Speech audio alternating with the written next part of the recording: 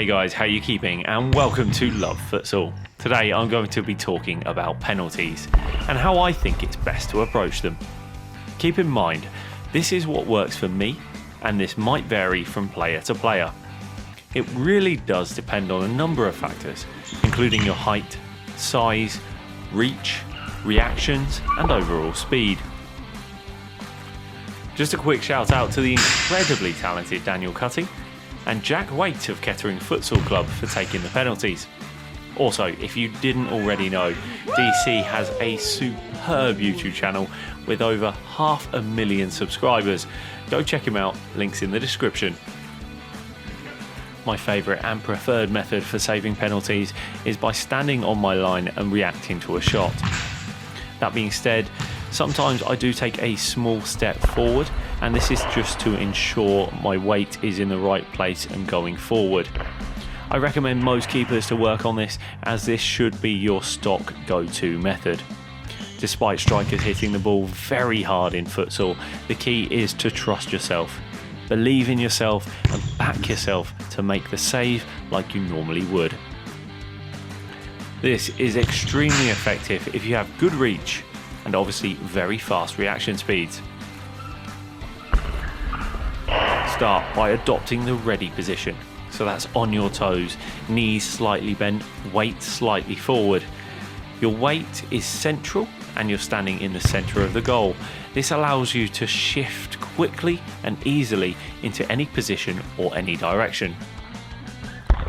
Any shot fired high, and that includes the top corners, I find relatively simple to save. As keepers, we should have good hand speed, and we should be able to get to the ball to parry it away. I'm fortunate enough to have long arms and a wingspan that allows me to reach to the top corners. Anything low, we should go with our feet. It's really efficient as our feet are already close by. Unlike 11-a-side, we'd never dive and throw our shoulders all the way down to the ground. It's slow and the futsal ball travels way too fast. So instead, move your feet. The split save is really effective in saving low shots, even if it's to the corner, as it's quick and it gives you that good reach and a large amount of coverage across the goal. In futsal, for a 10-metre penalty, goalkeepers are allowed to come off their line as long as they're not within 5 metres of the ball. This technique draws upon some of the basic fundamentals of goalkeeping. It narrows the angle. It also has a huge effect on the psychology of the striker. It makes you as the goalkeeper appear much larger and harder to beat, which can give you an advantage. This is very much a trade-off. You make yourself bigger, however you have less time to react and make a save. As you're covering a large portion of the goal, I often find you make saves by making yourself big and the ball just hits you. The striker can't beat you anywhere centrally. Instead, it forces the striker to try and thread the ball into a small gap to your left or your right. However, I feel that you relinquish the control over the situation. You hand the control to the striker. If they hit the corner, they will probably score. The only way you win is if they smash the ball into you or they drag it wide. Now, they say penalties are in the most part psychological. It's all in the mind. Now, I've picked up a technique that really goes one step further and gets into the heads of a striker. Now, this really messes with people. Now, by standing on one post, you're inviting the striker to hit the opposite corner. You challenge him, you dare him almost. And I found this to be really successful because it gets the striker thinking. And more importantly, to deviate from an original plan. Quite often a striker knows where he's going to put the ball and does it a lot in practice.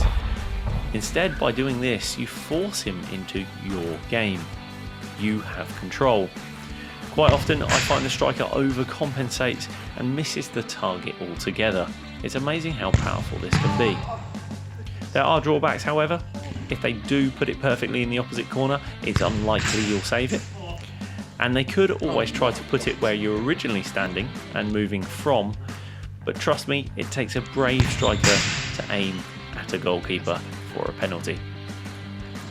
Now, I wouldn't necessarily use this technique in a really important game. I would play about with it, I will see if it works for you, test it on your teammates and see if you can get them to miss. To conclude, I find staying on my line or perhaps taking one small step forward as the striker is running up to be the best possible method. This allows me time to react and make saves like I normally would. There are different options as we've covered in this video. Let me know in the comments below what your preferred method is and what you typically have a lot of success with. Let me know if you struggle as well and what you struggle with, and we'll see if we can answer them together in the comments. As always, I hope this has proved useful. I hope this has got you thinking about your game and how you might approach penalties, and hopefully it will make you save one that you otherwise wouldn't have. So I wish you the very best of luck out there. Safe hands to all you keepers, and we'll see you soon in the next video.